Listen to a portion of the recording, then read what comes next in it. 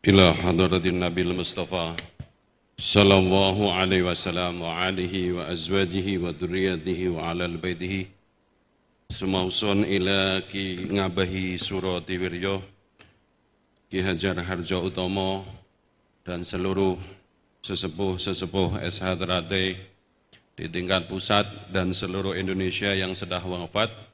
Mari kita bacakan Fatihah. Semoga beliau yang sudah pindah di alam barzah diberikan ketenangan, diberikan nikmat di dalam kuburnya. Kita para penerusnya terus bisa mewujudkan mendidik manusia berbudi luhur. Wabil khusus tanggal 13 April yang lalu, menurut catatan yang saya punya, Ki Hajar Harjo Utomo haul ke-72. Ki Hajar Harjo Utomo itu wafat tanggal 13 April tahun 1952. Mari dalam rangka haul beliau, secara khusus juga kita niatkan sebagai doa. Assalamualaikum warahmatullahi wabarakatuh. Al-Fatihah. A'udzu billahi minasyaitonir rajim. Bismillahirrahmanirrahim. Alhamdulillahi rabbil alamin arrahmanir rahim maliki yaumiddin. Iyyaka na'budu wa iyyaka nasta'in. Ihdinas siratal mustaqim. Siratal ladzina an'amta 'alaihim ghairil maghdubi 'alaihim waladdallin. Amin. Bagi yang muslim, mari kita doakan almarhum tersebut. Allahumma ighfir lahum warhamhum wa'afihi wa'fu anhum. Allahumma akrim nuzulahum wa wasi' madhalahum. Bismillah, walhamdulillah, wassalatu wassalam ala sayyidina Muhammad Rasulillah wa ala alihi wa sahbihi wa mawalah, la hawla wa la quwata illa billah. Subhanaka la ilma lana illa ma'alamtana, innaka antal alimul hakim, Rabbi zidni ilman warzuqni fahman. Yang kami muliakan, kami ikuti segala fatwa nasihatnya Kang Mas R.B. Wiono, Ketua Majelis Ajar, bos saya, ya, Ketua Majelis Luhur. Pangkat saya dari dulu adalah ajudan Mas Edi Asmanto. Kalau pengesahan beliau doa, saya tukang bawain lilin. Kalau bocor saya bawain payung, ya.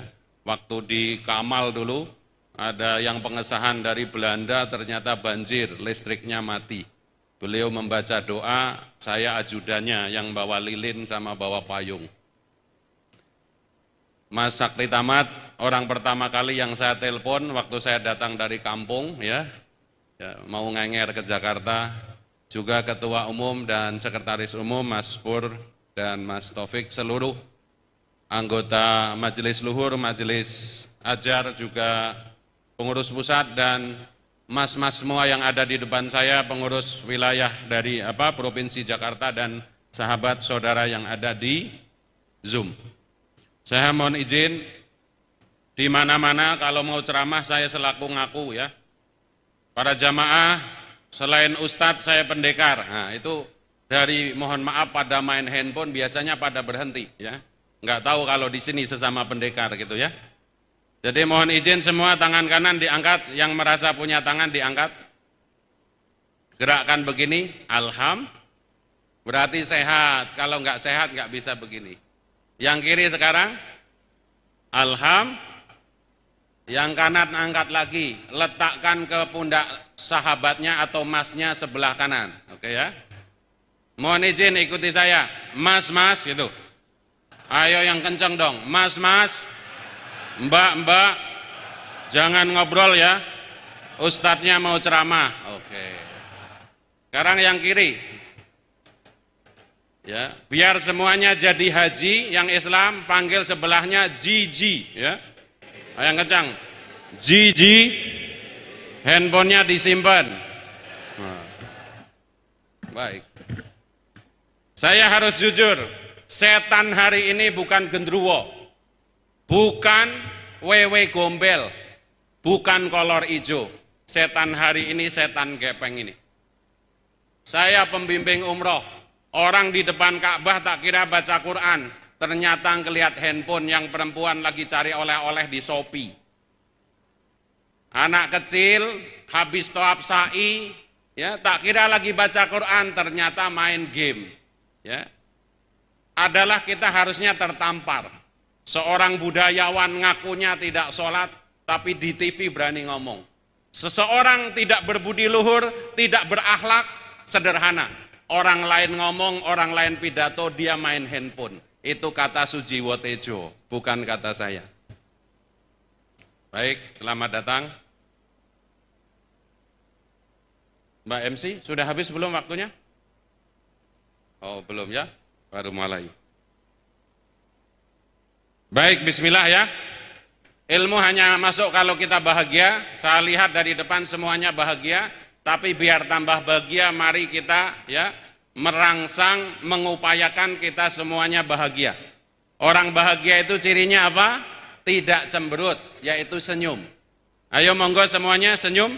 Senyumnya senyum SH Terate, ditarik bibirnya 2 cm ke kanan, ditarik bibirnya ke kiri, dihitung seperti kalau latihan lagi stretching.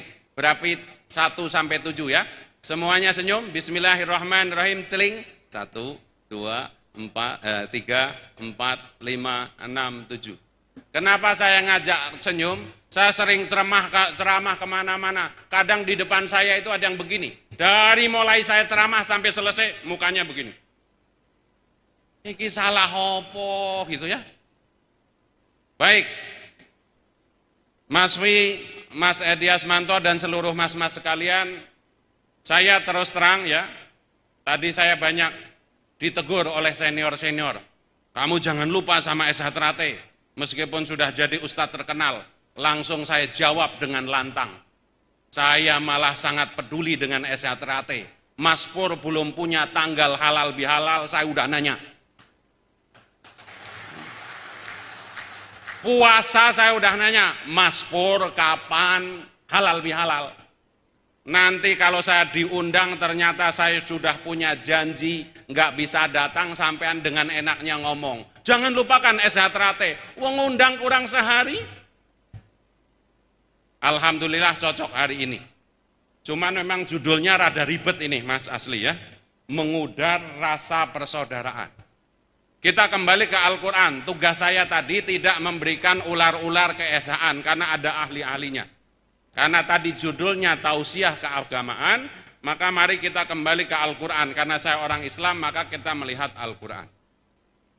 Dalam surat Al-Hujurat ayat 13, kalau saya tidak salah, ada bunyi ayat begini. Ya ayyuhan nas, inna khalaqnakum min dzakari wa unsa wa ja'alna ya wa ja'alnakum su'uban wa qabaila lita'arafu. Saya ulangi, ayat ini artinya kurang lebih bahasa Indonesianya, wahai sekalian manusia, tidak disebut agamanya, tidak sebut apa-apanya, langsung wahai sekalian manusia. Ya. Diciptakan kalian laki-laki dan perempuan. Ya ayuhan nas inna khalaqnakum min dzakari wal unsa. Wa ja'alnakum ya, dan diciptakan kalian berbangsa-bangsa, bersuku-suku. Ya. Untuk apa?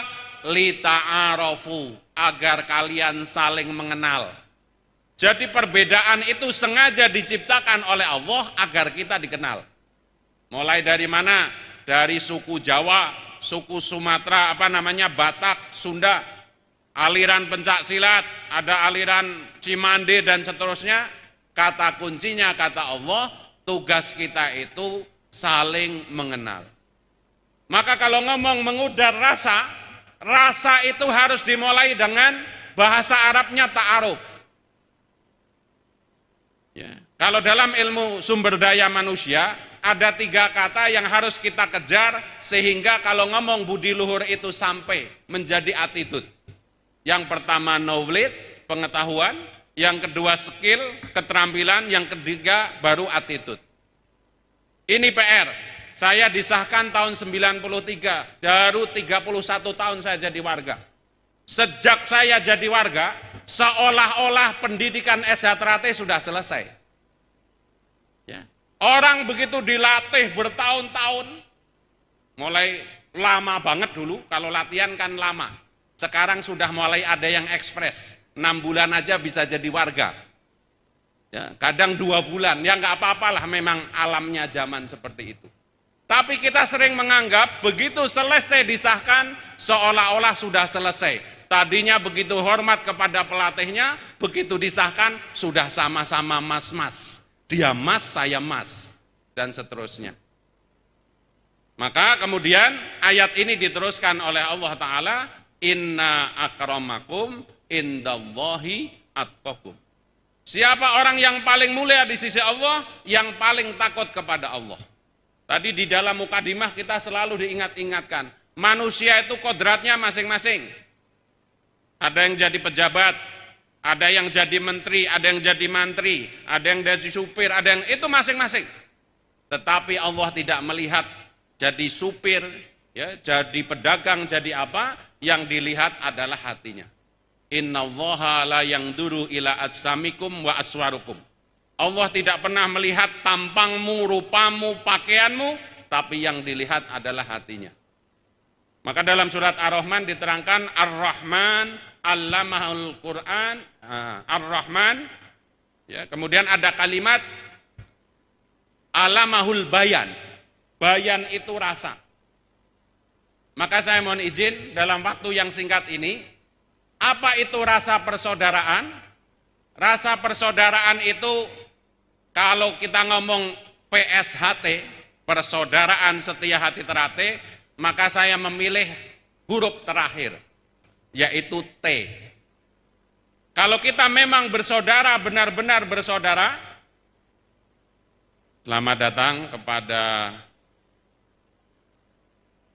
Mas atau Bapak Jenderal Edi Nalapraya, Masya Allah sesepuh kita. Monggo, ahlan wa sahlan, Wilujeng Sumping, Pak Edi. Ahlan wa sahlan.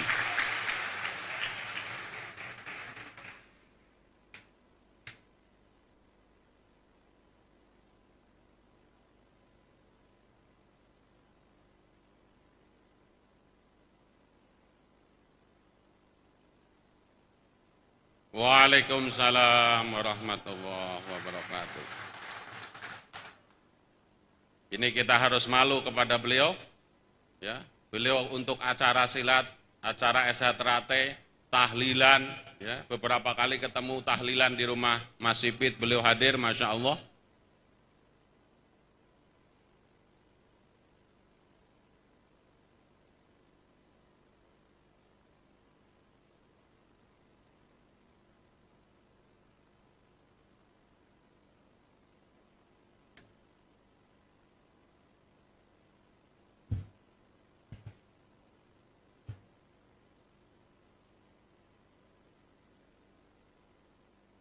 Baik, mangga kita lanjutkan sedikit.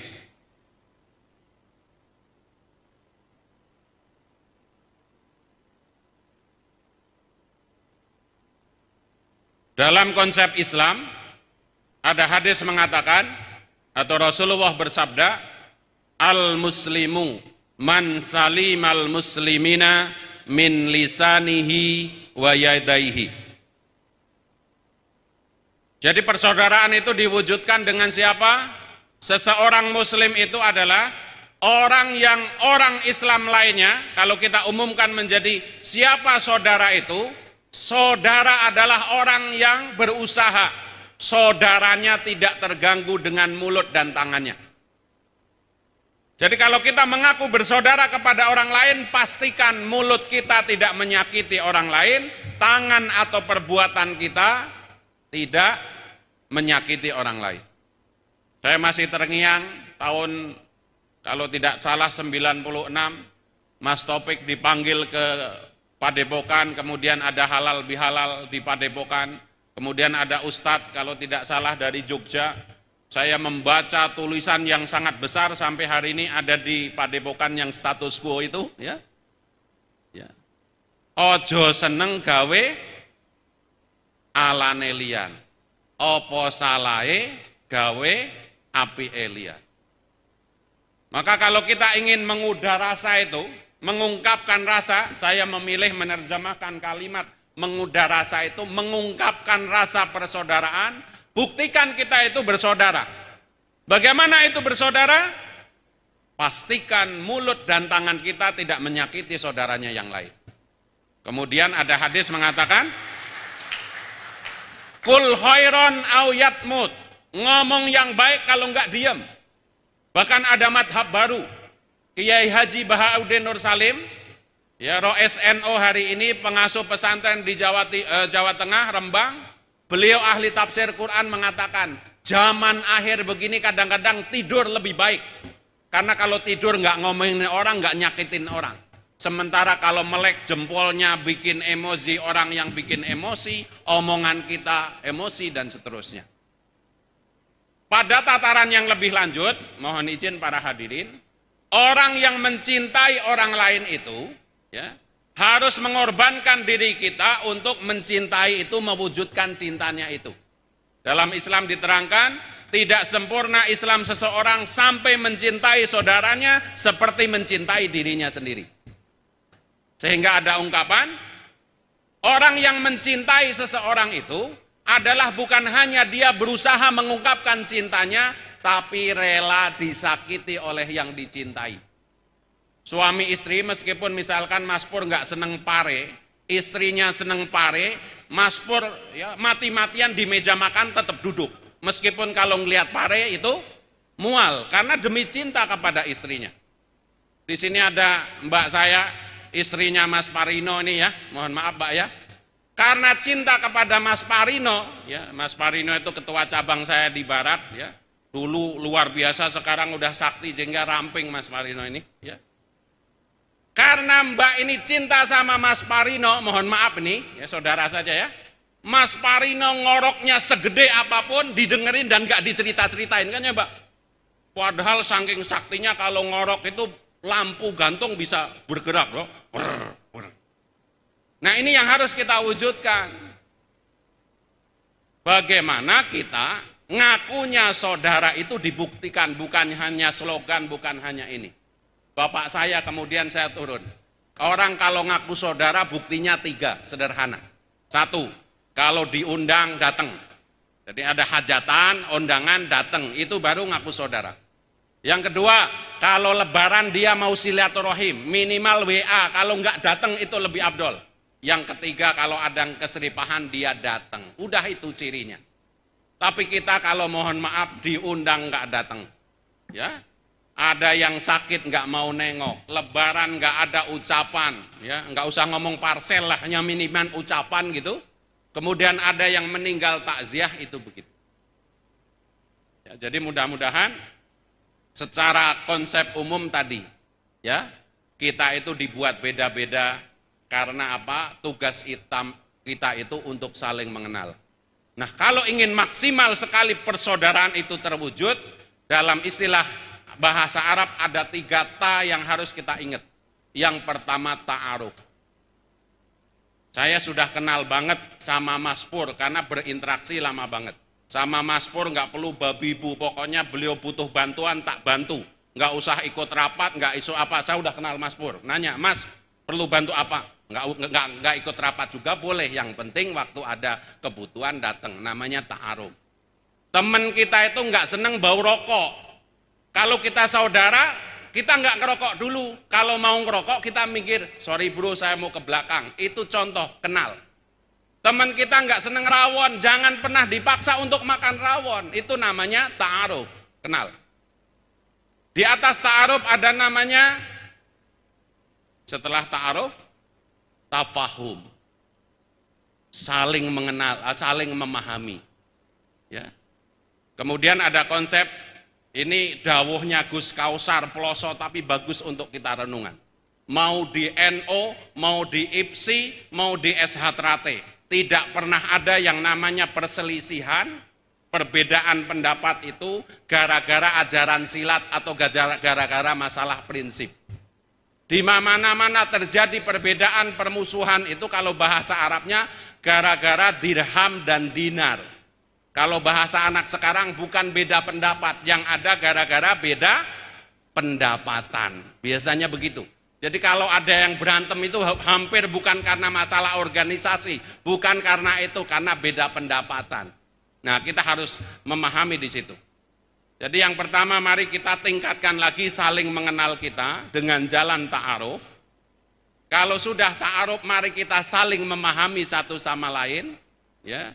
Tidak usah banyak ngomong, tidak usah banyak usul, lebih banyak lagi ekstra bukti nyata dari omongan kita.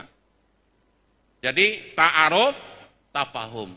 Yang ketiga, level persaudaraan itu apa? Ta'awun, saling menolong. Dan ini diperintahkan dalam Al-Quran. Wa ta'awanu 'alal birri wa taqwa wa la ta'awanu 'alal ismi wal udwan. Mari bertolong menolonglah dalam kebaikan dan ketakwaan. Contoh ta'awun itu apa? Naudzubillah min dzalik, saya mohon maaf harus saya sampaikan. Kita punya saudara kerjaannya mendem mulu ya. Udah tua, udah 40 tahun, udah punya mori, untuk bungkus dirinya aja udah siap, tapi dirinya belum siap dibungkus. Maka kita tolong dia, ya. Bagaimana dia berhenti minum? Ini ta'awun. Ada yang ngaku Islam, doweran dari habis isya sampai subuh kuat, tapi sholat Jumat nggak kuat. Bagaimana kita tolong dia bisa sholat Jumat dan seterusnya. Dia rumahnya bagus, mobilnya ada, pokoknya hartanya cukup.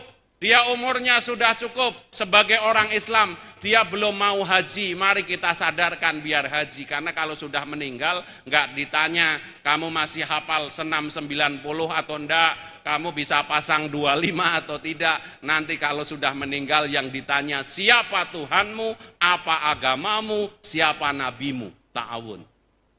Yang tertinggi dari persaudaraan menurut konsep ini adalah takaful, saling membackup, saling menanggung. Maka kembali tadi konsepnya, tidak sempurna Islam atau keimanan seseorang sampai dia mencintai orang lain seperti mencintai dirinya sendiri.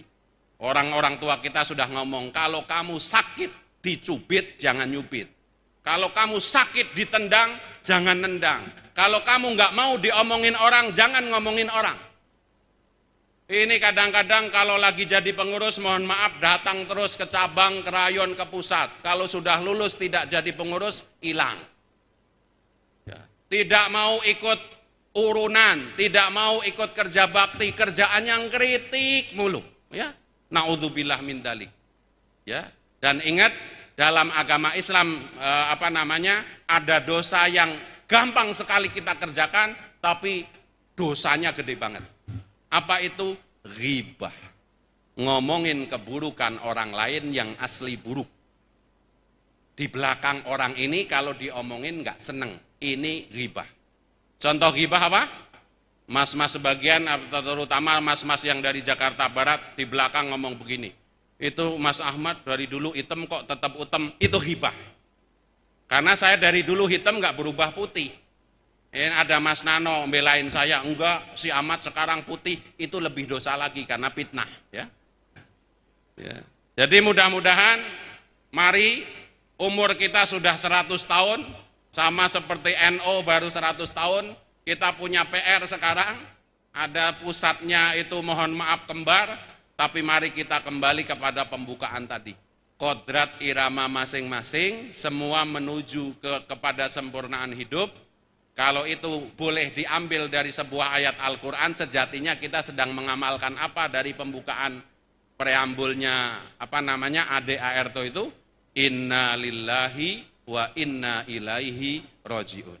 Kita itu datang dari Allah, tidak punya apa-apa, kemudian dihidupkan oleh Allah di atas buminya Allah, nanti akan kembali kepada Allah. Kita para pendekar itu sudah sehat walafiat, sudah punya mori. Maka saya cuma titip, mori itu menjadi pembungkus kita kalau kita mati. Pertanyaan kita, kalau kita mati, kita sudah punya persiapan apa? Karena nanti di sana tidak dibutuhkan apa-apa kecuali hati kita bersih. Yauma la yanfa'u malun wala banun ila man atallaha biqalbin salim. Hari itu tidak butuhkan mal, harta, atau banun, pengikut saudara, yang dibutuhkan hati kita bersih. Setia hati. Mudah-mudahan bermanfaat.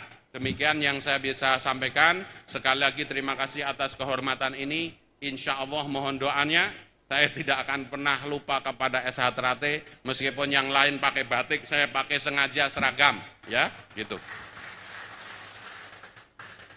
Sebagai penutup, mari sekali lagi membaca Fatihah untuk saudara-saudara kita, wabil khusus King Abai Surodiwiryo, Mas Maji, Mas Imam, dan Pak Ki Hajar Harjo Utomo. Semoga beliau berbahagia karena tetap kita mendoakan beliau-beliau. Al-Fatihah.